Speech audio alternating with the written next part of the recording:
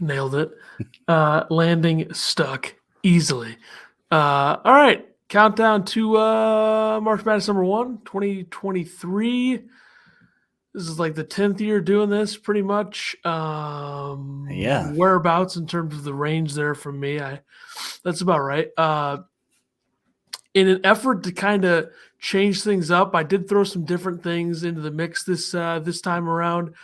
I think probably the main reason to do that is because I feel like there was a lot of like broad topics, and this is obviously all stuff that I came up with. So it's a bad look for me, I think. And given the fact that like not that I really care about the length of a podcast, you know, last year's first episode was an hour and a half, and I'd like to trim that by 20, maybe 30. So it's pretty good.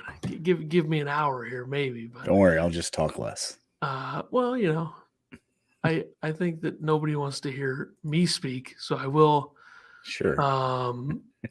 say that certainly. But I wanted to start with a segment for the headliners because headlines around the country. I think that's something that we didn't really cover very much on this show in the last few years.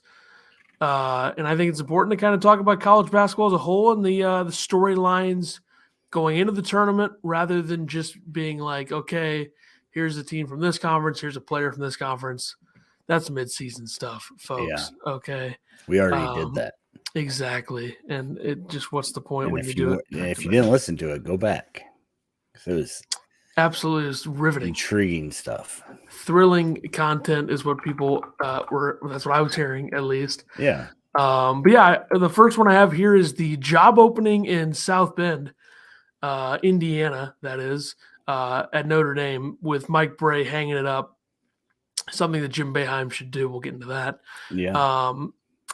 I'm kind of curious to see what they do here because I think there's big names out there. I think there's small names out there. The 4 names that I wrote down that are big names from other power conference schools. Number 1, I think this would be, if I were the one hiring for this job, this would be my number 1 guy, I think. Maybe 2. First call you're making. Porter Moser from Oklahoma, who, if I'm Porter Moser, you're going to the SEC soon. You're in the Big 12 now, which is brutally hard. Yeah. I would not hate going to the ACC and Notre Dame, where they have a lot of resources. So I think it makes sense from that side. But the other thing is, I believe the buyout for him is enormous. So I don't know how much Notre Dame cares about that. Yeah. I mean, the lack of success he's having in Oklahoma, do you think that they would care if they lost him? I don't know. It's kind of hard to judge what they're doing at Oklahoma. Just because like the Big 12 is so hard. Like there's like West Virginia is not a bad basketball team, but they're 3-7 in the Big 12. So like metrics, from a metrics perspective, West Virginia is 16th in offense and 38th in defense, and they're 3-7. So I'm not really gonna and look at what they lost as well. Like a couple years ago, this is a team that had Austin Reeves, they had Brady Manick, they had Devion Harmon. I mean, this is a team that had guys that they lost, and trying to figure that out. You bring in the Groves brothers who were playing in the Big Sky. It's a little bit of a different conference they're playing in now. But I think the buyout for Porter Moser is $9 million, but it drops to $6 million on April 1st. So right about the sweet spot for when that job's going to be filled, I'm assuming. So yeah, that'll be the first guy. Trying to say, so his contract's through 2027. So has he been there 3 years, 2 years? This is his second year? It's got to be year 2 because he was at Loyola. Yeah. I mean, I don't know. I think that would be the first one that I would make. And then another name out there that I think there's like a 2% chance this would even happen, or if he would pick up the phone. But they're not going to make the tournament this year if things stay the way they are. So I would say Chris Holtmann at Ohio State, I think, would be a good hire for Notre Dame. A guy that's gotten a lot of talent, proven talent, whether it's Sensabaugh this year or Malachi Branham last year. And he's got a great class coming in next year too. Yeah. Well, I think Ohio State's probably a big part of the recruiting, but also Notre Dame, you can recruit there too. But like the other thing that I worry about with Ohio State and Chris Holtmann, of course, duh. But like their team from 2 years ago was so talented. Like this lineup where they had Dwayne Washington, EJ Liddell, Justice Suing. They also had Zed Key as a freshman on that team. They had Justin Arns, who's a great shooter as a junior. CJ Walker was a solid point guard. They lost in the first round. So the tournament success has been a bit of an issue for Holtman at Ohio State. They lost in the second round last year. So I'd be a little bit worried about that, but also with Notre Dame right now, this is a program that's not going in the right direction. This is a team or a program that they are 2-10 in an ACC that is not that great. A lot of below average teams in the ACC this year. So I don't know if Holtman would want to do that. I think that's more of a money situation, like if they offer him so much, or if. What do you think Notre Dame's looking to pay their next head coach? I think it's like 7. I think 7 if they have I think 7 if they have a guy they really want. I think 5 to 6 would probably be more comfortable for them because they did just hire a new football coach a couple of years. It's not like they hired a huge name, but if you're making $3.5 million, does $7 million really matter though? Depends on the situation. Another one that I think would be interesting, given what he's built, where he's at.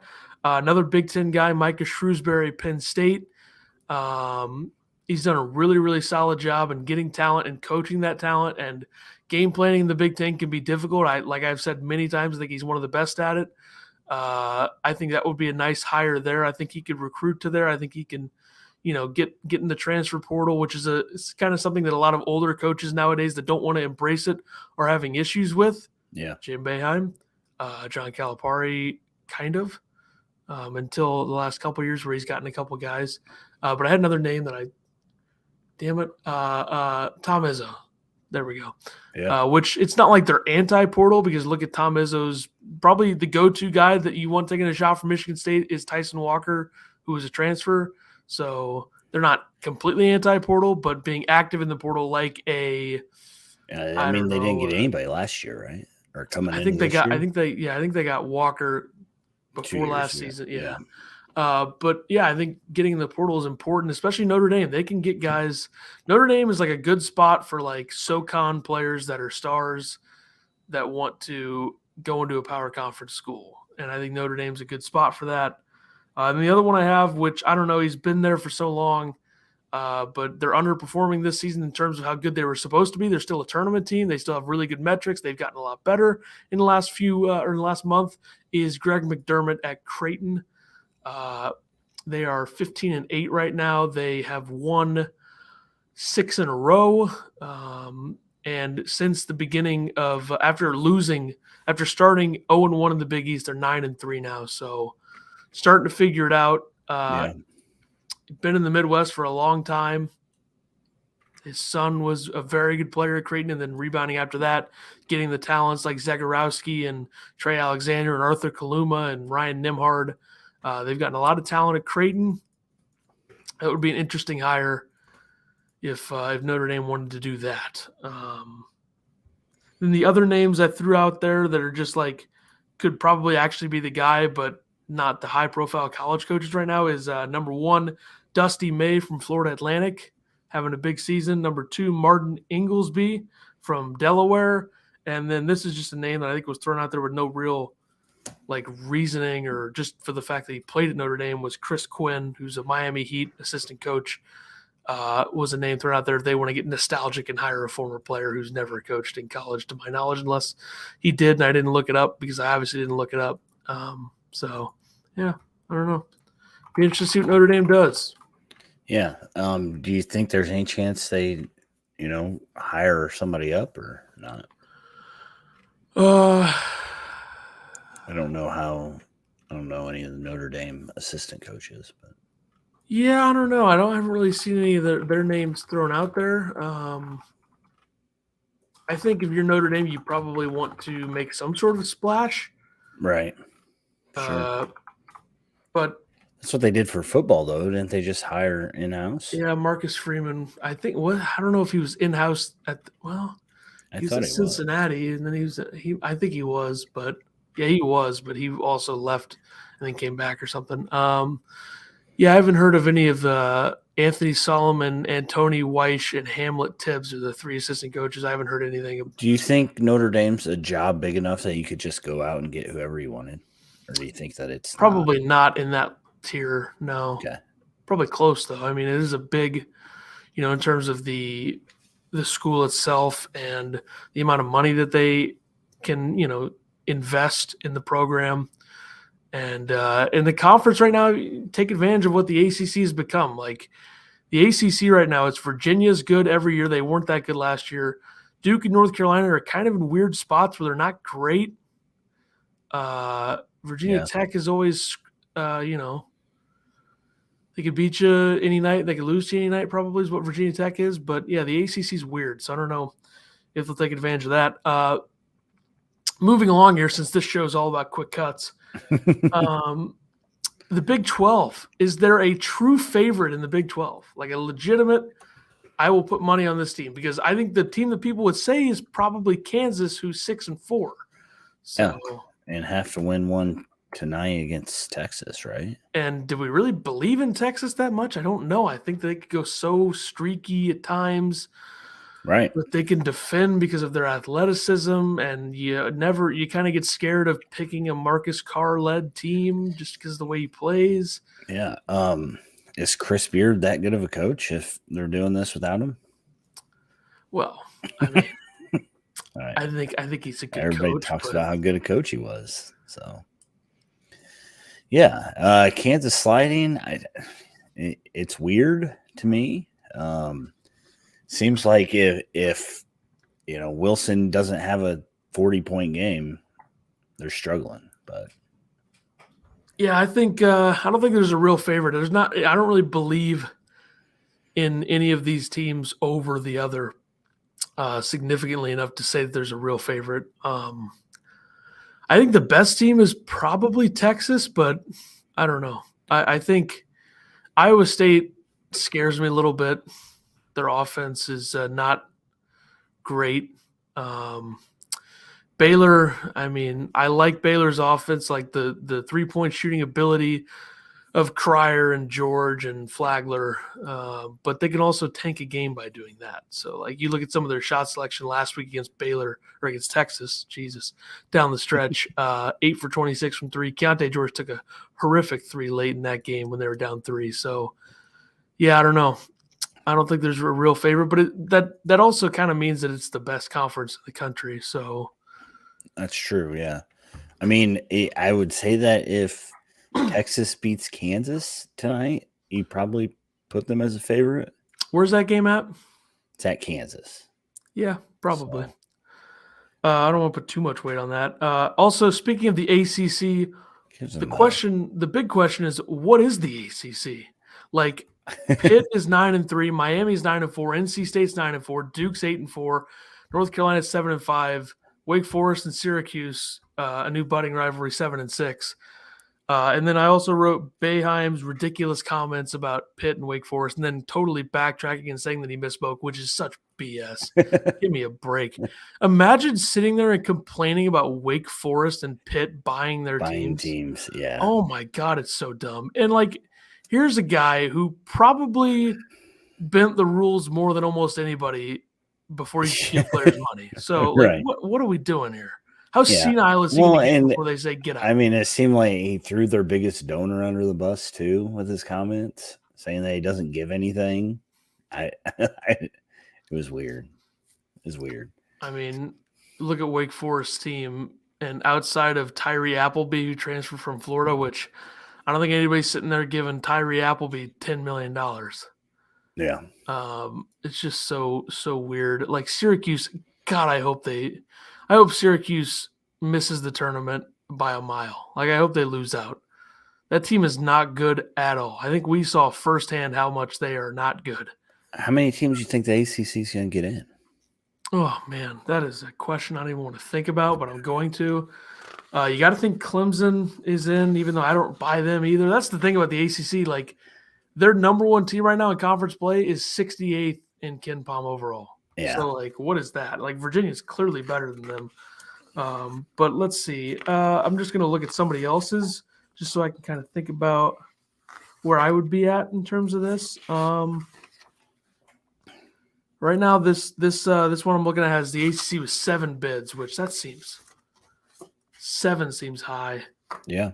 I think 5, maybe 6. I would think Duke and North Carolina will find their way in. This is kind of the same talking points as last year's. You didn't think the ACC was going to get very many teams in, and then,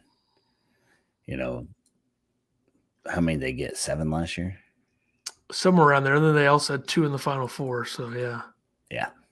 But I still don't. I think there's 2 teams in the ACC that I think can legitimately get to a Final Four, and I'm not even going to call them a Final Four contender. I think it's Virginia. I think it's Duke, just because I think Duke is so talented, and Filipowski has been terrific. Yeah. And they have the guard play that you want if they're healthy, which is Proctor and Roach. They have the vets there. They obviously have Ryan Young and Jacob Grandison, who, play small roles off the bench at times. To go along with Dariq Whitehead, if he can stay healthy, that's a very talented player as well. But other than that, like Pitt, I don't buy. Clemson, I don't buy. Miami, maybe Miami, because they're really good offensively and they're really athletic, and they made a bit of a run. I think they were in the Sweet 16 last year, lost to Kansas. So maybe Miami. NC State, they have the talent up front with Terquavion Smith, but he's been hurt a little bit. That's an NBA talent. I don't see NC State doing anything. North Carolina, I think North Carolina loses in the first round. I don't care who they play. That's how I feel about this team this year. Yeah, because everyone's going to be like, oh, they did it last year. Here they go. No, they're going to lose in the first round. True. And if they don't lose in the first round, they're going to lose in the second round. And they might be a first 4 team, and they'll lose in that. So there you go. Okay. But anyway, the overall opinion of the ACC is that Boeheim is an idiot and should have hung it up years ago. He watched the Fighting Illini from Champaign in November shoot 11 for 39 against them from 3 and beat them by 29. So that's Syracuse for you, folks. Terrific young basketball team. I mean, some of the lowest IQ players in the country on that team, probably because of Boeheim. Like, look at some of the mistakes down the stretch. Like, just taking a stupid charge, Jesse Edwards for his 5th foul against Virginia last week, stupid. You think any other coach is allowing that? Probably, but also Boeheim, target on his back. He deserves it. The West Coast Conference, interesting spot right now. St. Mary's beating Gonzaga 78-70 on Saturday. What did I tell you? The Gales are as legit can be. 21-4, 10-0 in conference play. 4th adjusted defensive efficiency in the country. And outside of St. Mary's and Gonzaga, this conference is not good this year. I think it's better than the outsiders always think. Still, though, how many teams in this conference are you scared to play? Probably nobody other than those 2. West Coast Conference, a 2 bid league this year? Yep, certainly. Can't see 3 unless somebody wins the tournament, which, hey, Gonzaga's vulnerable. They're not going to automatically win the tournament. St. Mary's could probably be beat if they're not good on offense, but I think right now it's definitely 2. I think a team like Loyola Marymount or Santa Clara or maybe even San Francisco could get hot and maybe win that. If off the back of Brandon Pajemski dropping like 30, maybe. But like BYU is not good at all. BYU, worst offense in this conference outside of Pepperdine. And Pepperdine's 1-10. So not a good spot for BYU. That's why I was very reluctant. I think I still did BYU at Gonzaga as a game to watch.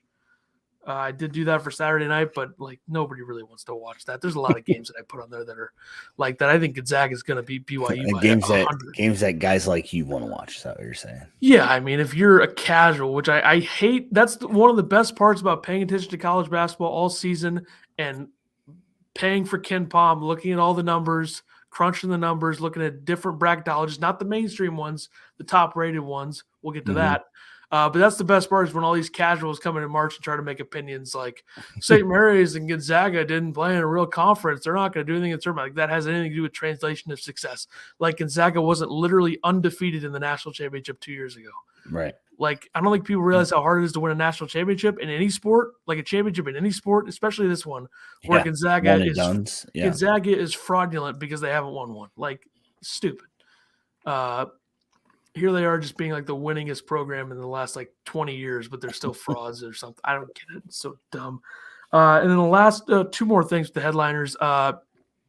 Interesting for a conference like the Big East. Now, it's different than it used to be in terms of toughness and types of teams that are playing in there.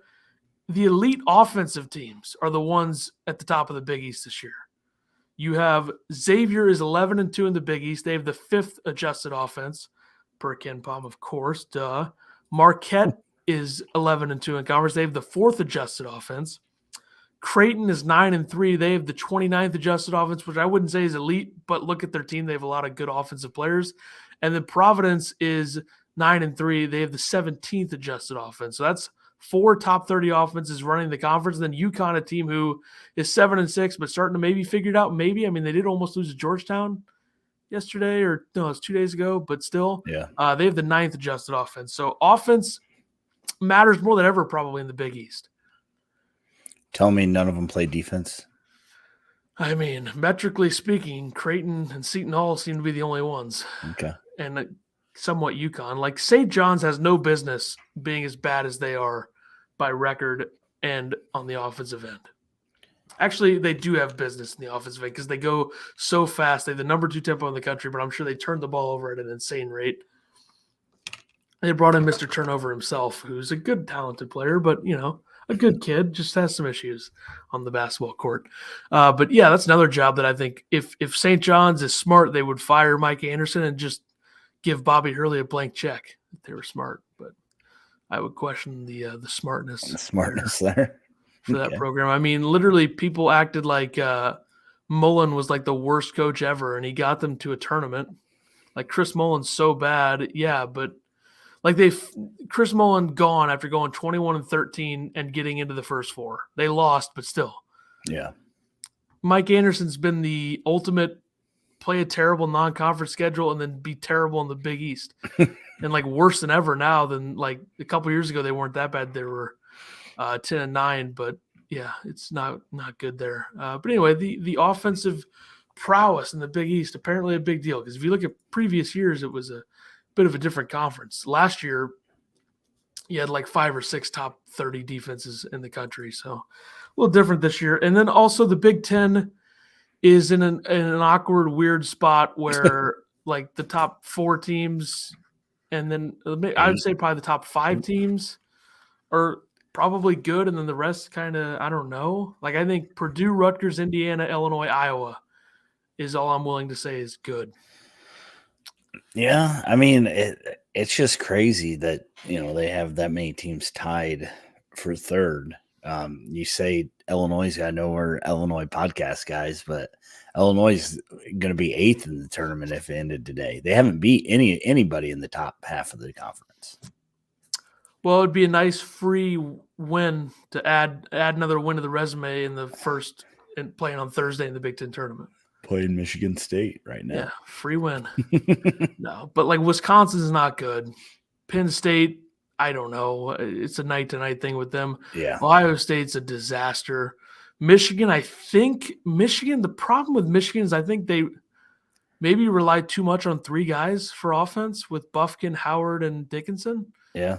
And I think Kobe Bufkin is a stud. If he stays next year, I could see him being all Big Ten first team. Like, he is really good. Yeah. But I don't know. I mean, Northwestern, I still don't buy him. I mean, they're good defensively, but come on. You're telling me that team's going to make any noise? Give me a break. And Maryland, I don't think is good. Maryland being 7-5 is a bit surprising, but they are better than Northwestern and Michigan State for sure, and Penn State, and Wisconsin, and Nebraska, and Ohio State, and obviously Minnesota. Minnesota doesn't even count as a Big Ten school. Which, like, if you're Minnesota, just play tomorrow with 5 guys, lose by 100. Who cares? You're going to lose anyway. Like, it's so dumb. But anyway, a big chance for our guys to get that win against the top half of the Big Ten Saturday. So that's right. Yeah, we'll see. A lot of time to prepare against a great defense too. I do like that, but that's for a different podcast, of course. Yeah, Big Ten. Who knows? I mean, Purdue's the best team in the conference. I don't really think it's close. I don't care about Saturday as much as Indiana fans do since they stormed the court, which that's a whole different. I mean, I don't want to be the old man yelling at the cloud, but like, come on. It's a little embarrassing. How's that embarrassing? You're Indiana. I mean, come on. What's Indiana done since 1980? But they're still considered like a historic program. Whatever. Let the kids celebrate. Those kids weren't even born yet back when Indiana was winning titles. I'm fine with that. I just think it's, a little, if I were, Bobby Knight, I'd be like, If you were an old Indiana guy, which you're not, you're a young Illinois guy, so I don't know why it matters. I'm never going to see a national championship in basketball. Not even close. All right. Let's talk bracketologically. Okay. Nailed it. Words. I downloaded 2 of the top accurate bracketologists. Downloaded them? What, they come in PDF I meant form? printed. I don't know why I said downloaded. 21st century on the brain. Yeah. So I printed 2 of those just to give a look for what we got right now in terms of the notable matchups that are possible. The first one is bracketometry from Dominic Lacey.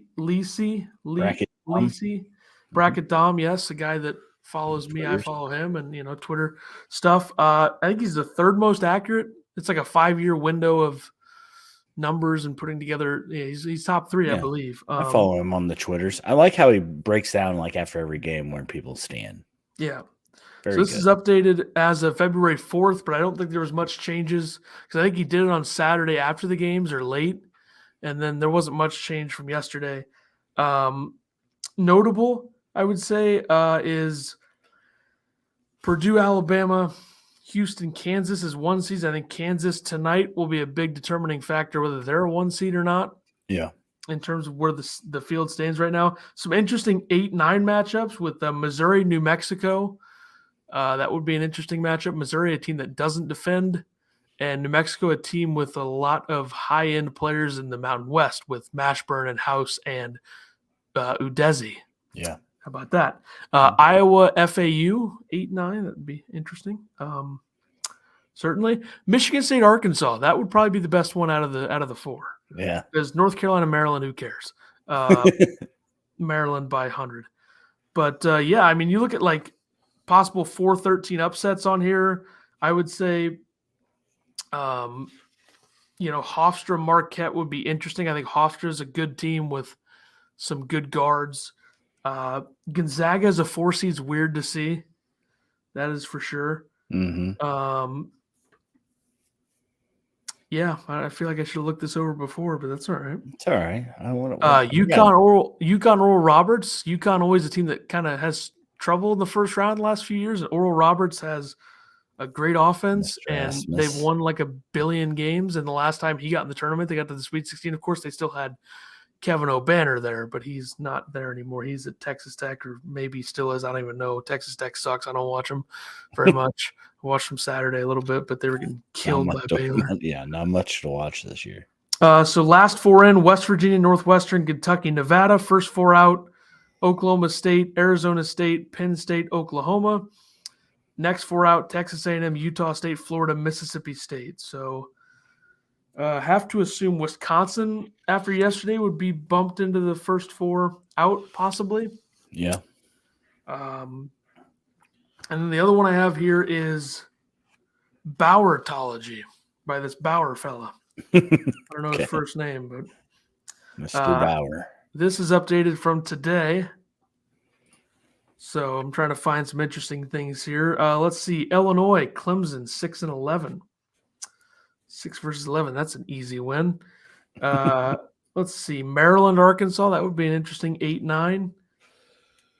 San Diego State is a 7. Kentucky is a 10. That's kind of weird to see. Yeah. He has Purdue, Alabama, Texas, Kansas as the 1 seed. So a couple of 1 seeds battling it out tonight. Really nothing to lose if you're Texas tonight, but if you're Kansas, you are 18-5, you'd be 18-6, and in the Big 12, I can't remember their record. They're like 8-4, right? So yeah, I believe that's right. 6-4, whatever, same thing. Yeah. So yeah, I mean, there's not really much to talk about with brackets right now, just because we're kind of like a couple weeks away from it really mattering. Yeah. Are you going to make your own bracket this year? Probably not. That's a lot of work. Okay. I don't really, because the last time I did it's pretty demoralizing. The last time I did it was the year there wasn't even a tournament. People have been DMing me and stuff asking if we were going to get a Carterology. So I just wanted to check. I'll let them know. Maybe I'll do one the very last week. I'll just There because you I got go. a bracket right there. So Just steal somebody's and change a yeah, couple teams. it's probably exactly what I would do. But yeah, let's see. This one has bids by conference. Big 12, 8 of 10, by the way. That's 8 of 10. Wow. Big 10, 8. ACC, 7. SEC, 6. Big East, 5. Mountain West, 4. Pac 12, 3. So the Mountain West getting more than the Pac 12, which is, God, the Pac 12 sucks. Let's see. American Conference, American Athletic, 2. And West Coast Conference, 2. So that means Memphis is in. That means Nevada, Boise State, New Mexico, and San Diego State are in for the Mountain West. That means St. Mary's and Gonzaga obviously in. For the Big East, that would mean that you would have Marquette, Xavier, Creighton, Providence, UConn. That's 5. For the Pac-12, I would assume that it would be UCLA, Arizona, USC, even though I'm not 100% sure of that, but I'm pretty sure. Nailed it. And then the SEC, you'd have 6, so that would be Alabama, Tennessee, definitely. Texas A&M would be out in this scenario. So at 8-2 Texas A&M team, 8-2 in conference, out. First 4 out. How about that? And you'd have Kentucky, Auburn, Alabama, Tennessee. That's 4. Arkansas, 5. Missouri, 6. So yeah, I mean, how does somebody have West Virginia in right now? Like that's what I assume is the 8th team. Yeah, I would assume so. 3-7. I mean, they play Iowa State, Texas, Baylor the next 3 games, so I'm sure that'll. Well, you look at the resume. They have a win over TCU. They have a win over Auburn. They have a win over Florida and Pitt. So that's 4 okay wins, 2 good ones. They have them pretty firmly in too as the 34th overall seed. Really? Pretty firm because it goes up to I think 48. Is that wait? How many No, it's 32. Whatever. I just can't. But They're yeah, 3-7 with 8 games left, and it looks like they're probably going to go 4-4 at the best. So 7-11. that gets you in. Get you in for sure. Easily, yeah. What? Even if they go 2-6, they'll be What are in. you doing? Well, they have good metrics too. That always matters. I hate Like metrics. they're 14th overall in KenPom, which is 11 spots higher than your team. So, Florida State? no. Uh-huh. All right, that's enough bracketology, really, for a month. All right, Okay. now we do the fun stuff. Tiering of tournament teams. This will be where the debate really, really comes into play. Debate me. So yeah, let's start from the bottom. Well, nah, let's start from the top. You always want to start from the top. Tiers of tournament teams. You got 5 teams per tier, and the first tier is a team that you deem championship caliber. I only did Go. 4 teams, so Me as well. Sorry. I My did 5 championship caliber teams I put Purdue. Zach Edey's going to get 35 and 20 rebounds. You just got to hope the other guys can make some threes. They got a shot at doing something. Alabama, probably the best team right now in my eyes. I know that they got stomped by Oklahoma, but still athleticism abounds. I put Kansas here, and then we started talking, and I'm like, why did I put Kansas there? So yeah, Kansas, sure.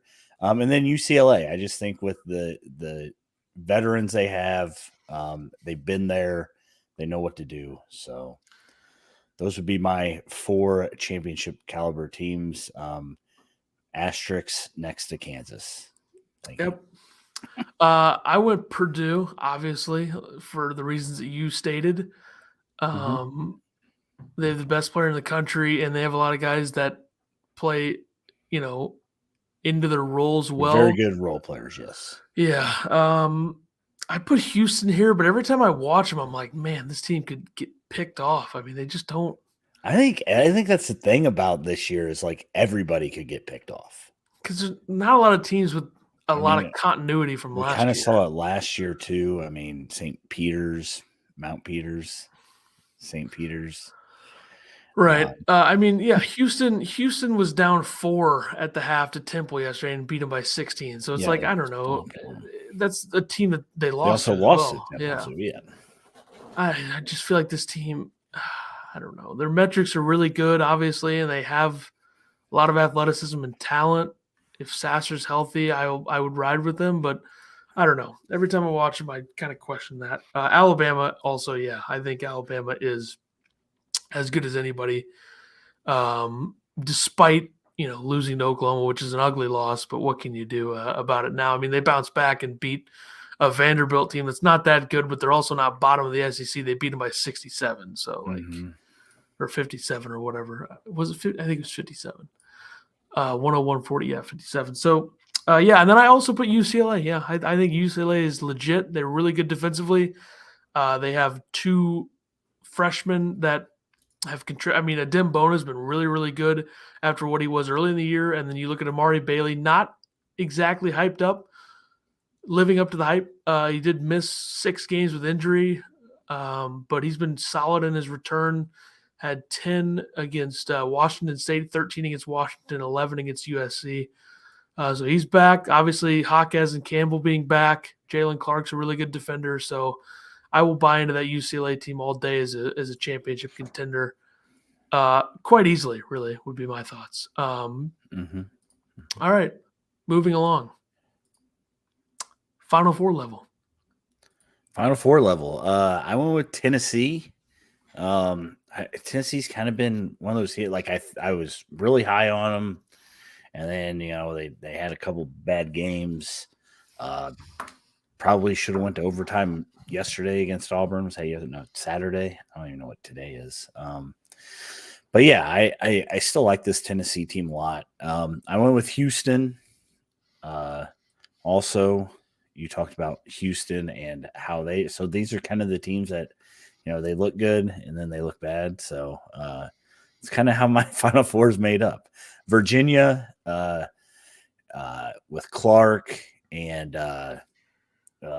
Mustache Man. I can't think of his name. Thank you. Yeah, I think Virginia has a chance to get to the Final Four. And then I went with Arizona, another team that's kind of been up and down, but I think they get it together come tournament time. So, I went with 5 teams here just to be safe. Kansas. 5 teams in the Final Four, huh? Well, Final Four. This is Final Four level. I mean, what are you I'm joking. I'm joking. I don't think you are. Jeez, I didn't really know what we were doing. I just wrote teams down. You're buying into the haters, what the haters think, obviously. Okay. Haterade. Tennessee, yep. I mean, I'm a little bit worried about them in the tournament, but they're good enough defensively to, get at least through 3 rounds, probably. I don't know. I guess it depends on who they play. Arizona, very solid club. Did you just look at my list and write down the same thing? Tubelis is really good. He had like 50 points against Oregon or something. He had a lot. But now I'm just going to completely take like a complete turn, like just a huge, not a U-turn, but close, just a complete turn. UConn, I will buy. Whoa. Okay. Why not? I mean, this team, you need some adversity. And you loved them about a month in. I mean, let's be honest, they're 4-6 and starting out 14-0. So why not? I mean, you don't just accidentally, I know it was early, but you don't just accidentally beat Alabama by 15 and Iowa State by 18. You don't just accidentally do that. And then Oklahoma State, who's a good team, they beat by 10, and Florida, who's solid, they beat by 21. So, like, it doesn't just accidentally happen. So I'll still buy. And Creighton's another one that I have here. Another Big East team. I think Creighton, the talent, the experience of getting, doing something last season without Nembhard and then coming back this season. They got to the second round, but they fought with Kansas hard. Obviously, Kansas won a national title last year, so you could excuse that loss for Creighton. So I'll buy into them. Why not? But yeah, just a weird list there, and it's not going to get that much weirder. Maybe a little bit weirder, but not that much weirder for me. So now we have Elite 8 contenders. I went with Kansas State. They were hot. They have lost 2 in a row now to Kansas and Texas. So, you know, 2 very formidable teams. I also went with Texas. I think Marcus Carr, his ceiling is really high, but it can also be kind of meh at times. I went with Xavier. I know you were really high on them, but I don't know if they have what it takes to get to the Final Four. And then I went with the Zags, Gonzaga. It's weird to say that this is a down year for Gonzaga, but I think that they're still going to have a chance to get Elite ish. Maybe Sweet 16, but yeah, there we go. Maybe this is the year they win a national title. Maybe they win it all. I don't know. Mark Few just needed he needed a lower seed. I excluded a lot of good teams from my list because there's a lot of teams out there that I don't know. Like Gonzaga, I don't know yet. I don't know what they are completely. Mm-hmm. But mine, I have Marquette, very good offensive squad. Tyler Kolek has become a very good facilitator for them. And Shaka Smart, this is a lot better fit. Like I think maybe guys like Shaka Smart, you don't really need the huge program that just pours a ton of money into it and nothing really means anything, you know? Yeah. Xavier, obviously, naturally, like this team a lot. Sule Boom and Colby Jones, I think is his name. Fremantle and Nunji. That's a good team. Good starting 5. Virginia, I will throw in there. I think if Virginia gets matched up with a team that has guards that need to be shut down, I think they can do it. Reese Beekman, Armand Franklin, extremely good defenders. I do worry about them running into a team with an elite center that they just get eaten alive because I don't think Shedrick is really that good in that spot, and Vanderplas is not going to guard a 5. I wouldn't assume so, or I wouldn't presume. Their other big hurt? Do they have another big? I thought they had 2. Just from playing Illinois, I thought they had 2 bigs. But I know one of them was hurt, the white one. Yeah, they do have 2. Francisco Cafaro, Argentinian. He has not really played at all. Like he played 10 minutes against Illinois, 13 against Albany in December, and then he's just been in and out of the lineup. Okay. Playing 5 minutes. He was out for a little while, I thought, but I don't know. He hasn't played very much, so congrats to him. Okay. Got shouted out on this.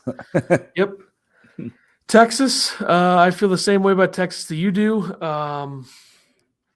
Tyrese Hunter played really well in the tournament last year. Maybe he does it again this year, this time in a different uniform, different school. Yeah. There you go. Kansas State, I think the high-end talent, the All-American level players, which is Marquise Noel and Keontae Johnson, are as good as it gets in the Big 12. I don't know how they'll fare in the tournament. I think in the Big 12, they would probably be 4th for me in terms of who I trust to do anything in the tournament. I think it would be Kansas, Texas, Baylor, Kansas State probably. Suck on that, TCU, who I liked a lot preseason. And then we have the teams where you go a little bit lower now. You go second weekend ceiling. Like this team, I don't think they can get further than the second weekend. Okay, I went with Baylor. I don't hate that. Yeah, shocking to a lot of people, I'm sure. But Baylor, they just seem to kind of play with who they're playing against, and I think that could bite you. I went with St. Mary's because the West Coast Conference sucks, obviously. I went with Indiana because TJJ can't play basketball. And then I went with Illinois because Brad Underwood can't get past the first weekend. BS. He can't. BS. Prove me wrong, Brad. Prove me wrong.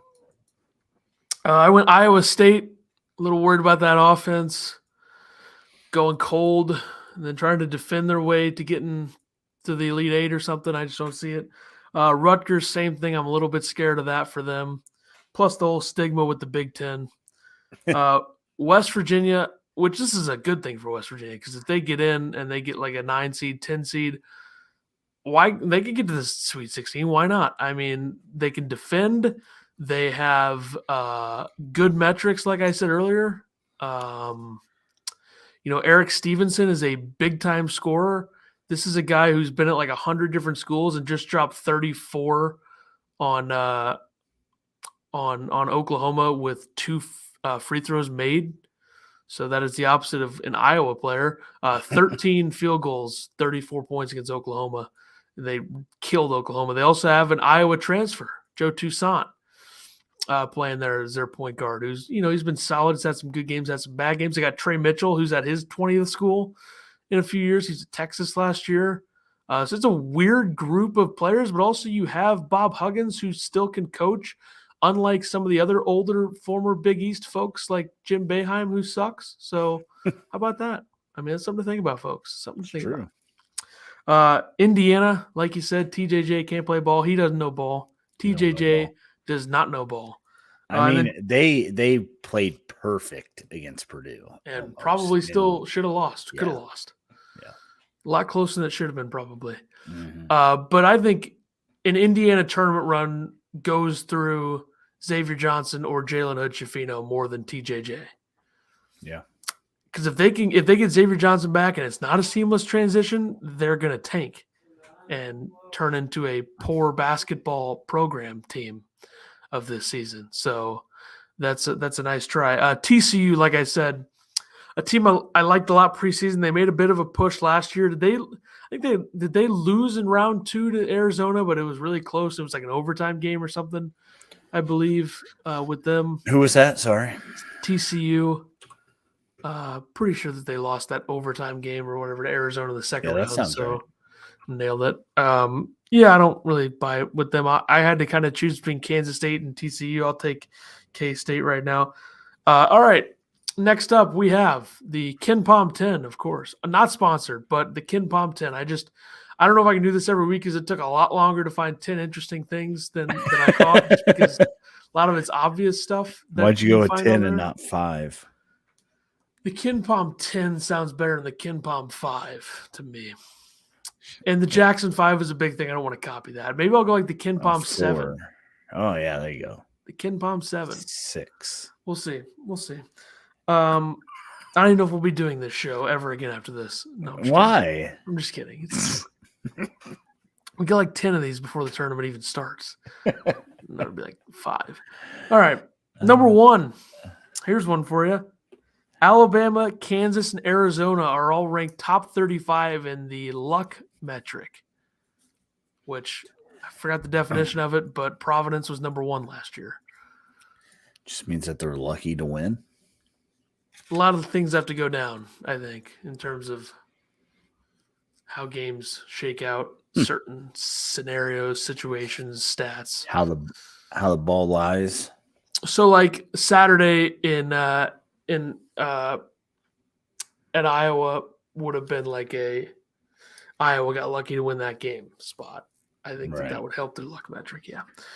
I mean, makes embarrassing. Sense. Speaking of that, here's a team that makes almost no sense sometimes. Illinois, number 2 stat. Illinois has the 11th ranked raw offensive efficiency or defensive efficiency. So before it's adjusted, Illinois is the 11th ranked raw defensive efficiency. And then they clean it up, and what does adjusted? What do they adjust? I think it's adjusted to like who you're playing, the actual numbers, the metrics in the game, percentages and stuff. But then when they adjust it, Illinois is 18th. So, and then for offensive efficiency, Illinois is 85th in raw offensive efficiency, and they're 50th in the adjusted portion. So that would tell me that Illinois has a bad offense, but a lot of it has to do with who they're playing and the defenses they're playing, because they go up 35 spots when it's adjusted. Defensively, it's probably a little bit of both. So, yeah, I don't know what to think about that from an Illinois perspective, but it's not surprising. I will say that their offense looked as good as it could look probably on Saturday. They lost, and their defense has been really good the last. Might have been the first game where they didn't have a 5 to 7 minute drought. Yeah. So, number 3, Gonzaga guard Malachi Smith, a transfer from Chattanooga, leads the country in three-point percentage at 55.9%. Bet you didn't think that there was a player playing for a tournament team that leads in three, because usually some random guy. 58%? 55.9, which is 56, pretty much. Wow. That's impressive. How many has he shot? Now I'm on the spot. I don't have the number. Jeez. I'm going to get it. Here we go. Oh, my God. This is impossible. I'm going to have to move this over. Hold on. Oh, he hasn't even shot that many. This shouldn't even count. It is, 33 for 59 is pretty good, though. Okay. Is there no there's no like basis for it, right? Like minimum 40% minutes played and 2 shots per game to qualify. Okay. Last year's leader was exactly my point. Oliver Lynch Daniels at 54% from Colgate. Who the hell is that? A year before that was obviously DeMonte Williams, who only took 64 and 54%. So what does it even mean, really? Absolutely nothing. Yeah. Number 4, the top 3 teams that defending the three-point line in America all reside in the SEC. All 3 of them, the top 3. Tennessee's 1, Alabama 2, and Auburn 3. Wow. On to number 5. Tennessee's just good at fouling people. That's right. I saw that. The Big Ten has 4 players that are top 10 in offensive rating in the country. Zach Edey, number 1. TJJ, number 7. Yeah. Bryce Sensabaugh, number 8. Jalen Pickett, number 9. So only 2 of those guys are playing in the tournament.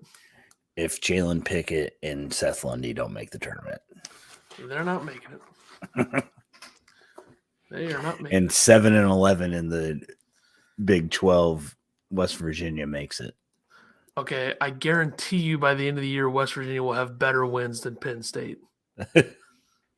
and less bad, like Penn State lost to Nebraska, right? Dude. I mean, come on. It's all relevant, though. Here you are defending a team one day after they lost to Nebraska and let Keisei Tominaga score 30 on them. When did I defend them? It's not a shame. Who cares? You got to earn it. If Lamar Stevens didn't get to play in the tournament at Penn State, then why should Jalen Pickett? Boom, suck on that. Penn State has 2 good wins, so that's going to be a problem for them. 3, I'll give them 3. Iowa, Illinois, Indiana. But also 2 of those were at home. So sounds like more good wins than Illinois. Illinois literally beat Texas and UCLA, but okay. I'm just saying. Sounds like Texas, UCLA, and that's it. Yeah, but those are better than those 3. That is it. Those 2 are better than those 3, though. I agree. And it's not Illinois' fault that Ohio State, Wisconsin, and Michigan State. I can hate on Illinois as much as I want on this podcast. Nope. Nobody's going to listen to it. That is true. Number 6, the SEC has 6 teams in the top 15 of adjusted defensive efficiency. How about that? 6 teams in the top 15. That is impressive. It's very impressive. Alabama, Tennessee, Auburn, Florida, Arkansas, Mississippi State. And 4 of those teams are in the top 10.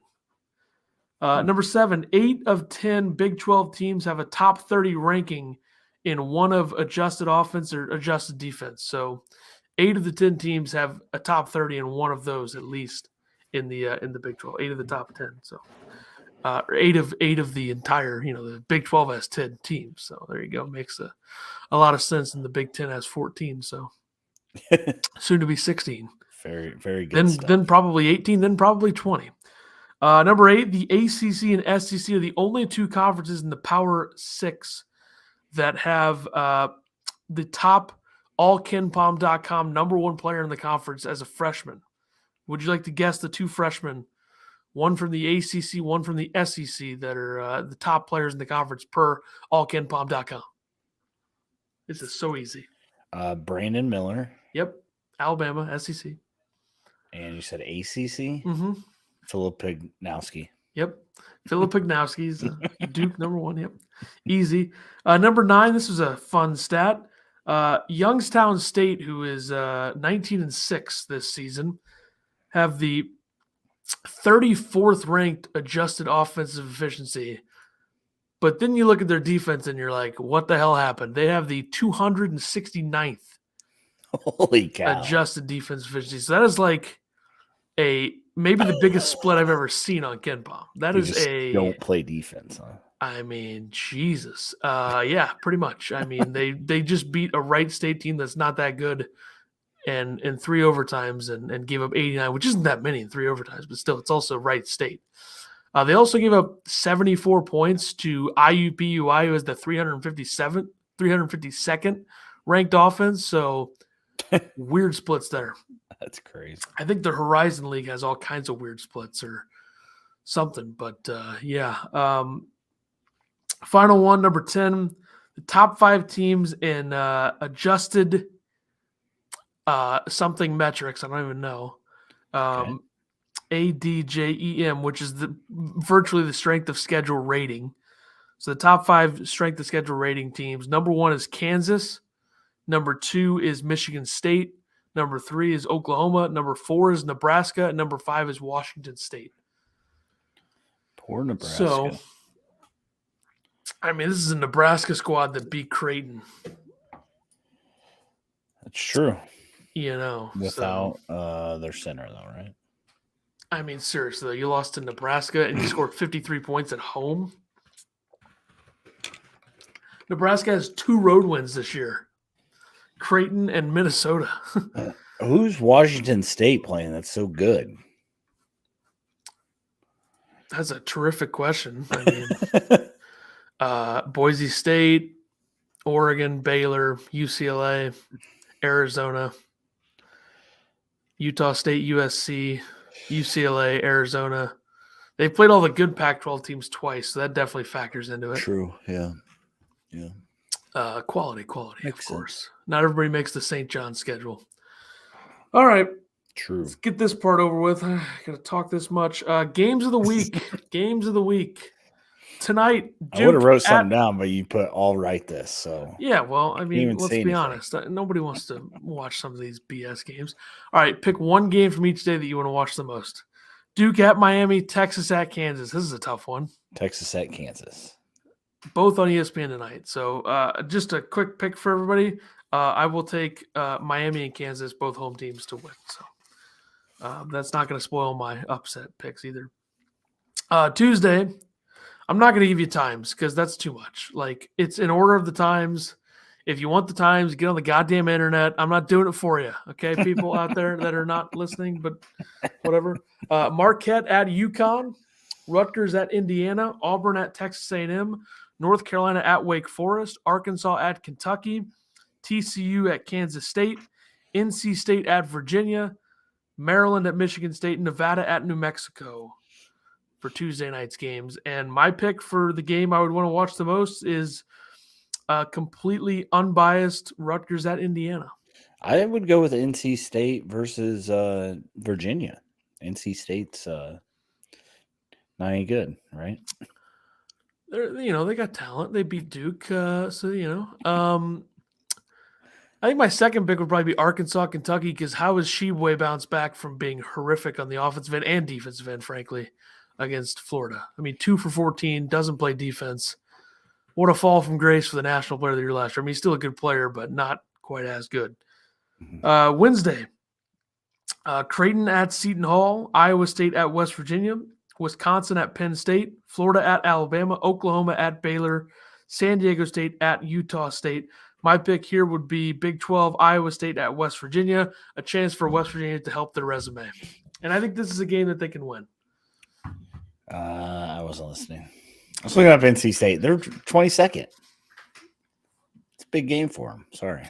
What does it matter? I don't know. I'll go with whatever game you just said.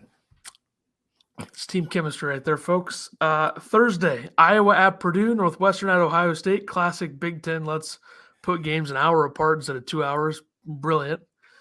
UAB at North Texas, St. Mary's at Loyola Marymount, Arizona State at Stanford, USC at Oregon. Obviously, the late night USC at Oregon.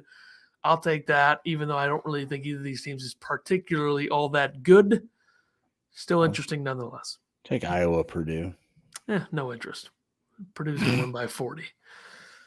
Friday, Xavier at Butler, Akron at Ohio, St. Louis at Dayton, and New Mexico at Air Force. I usually do like watching these late night Mountain West games on Fridays, but I'll take Akron at Ohio. Akron's been really, really good, one of the top teams in that conference. And then, John Gross revenge game, chapter 6 or whatever at Ohio. Yeah, I don't want to watch any of those games. I tend to agree. I just was trying to I'll go Xavier at Butler, sure. Now I'm going to give off like 30 games for Saturday. Here we go. West Virginia at Texas, Providence. Illinois Rutgers, just before you. It'll be on there, yeah. I know, I'm just telling you.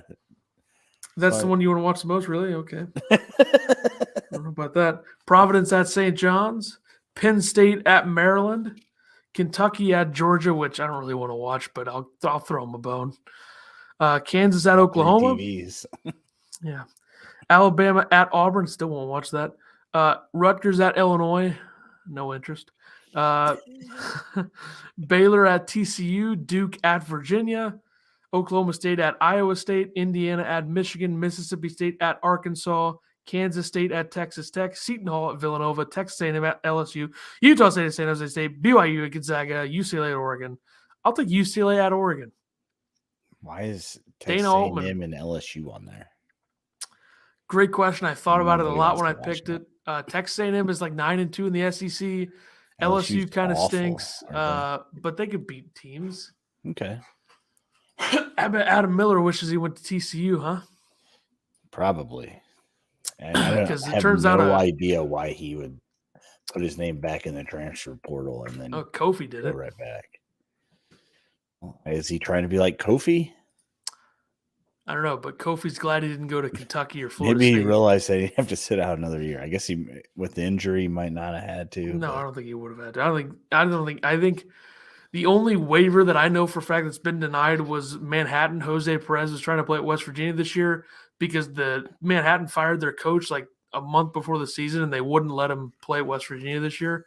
That's like the only one that I know of. How many games has LSU lost in a row? 1, 2, 3, 4, 20? 5, 6, 7, 8, 9, 10. Yeah, it turns out a glorified good choice. A glorified Murray State team is not good in the SEC. Shocking.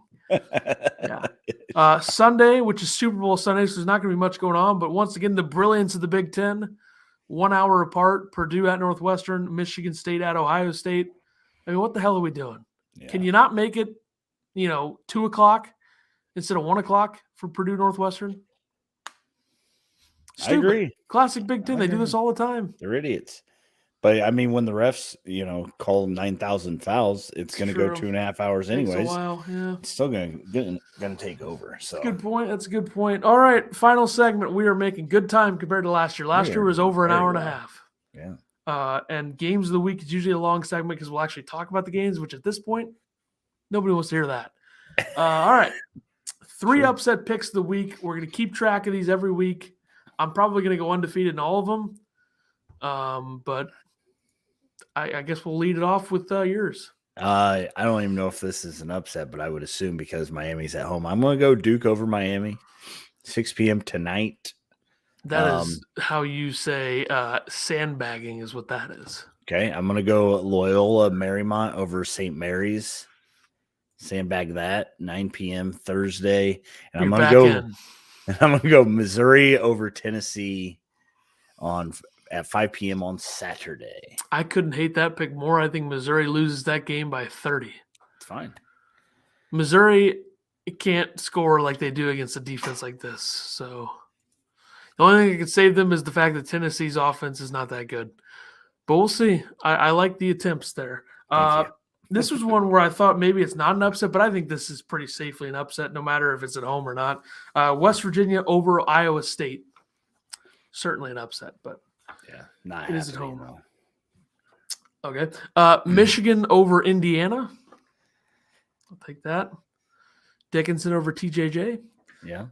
Oregon over UCLA, because I always like to throw Altman in the mix. And, in the mix he goes. I mean, what? Why not? Why not us? Homer. I'm an Altman guy. It's well documented. My only dream is that he beat Illinois right now. Oh, when Brad goes to Texas, we can maybe get him. Probably too late in the game now. It's true. It's true. All right. I think we've all seen enough here of this. We'll be back next Monday, I guess. I don't know what I'm going to put on the docket for next week. I guess we'll have the Kin Palm 7 and the bracketology stuff, but I don't know outside of that what we're going to do. So good luck to everybody. We'll see you next week on number 2, and we just keep going until the tournament starts, and then we go through the tournament and the end of the tournament. And then we never talk until like September. So about hoops, unless you listen to the Illini one. I don't know. Weird. All right, bye. I mean, we're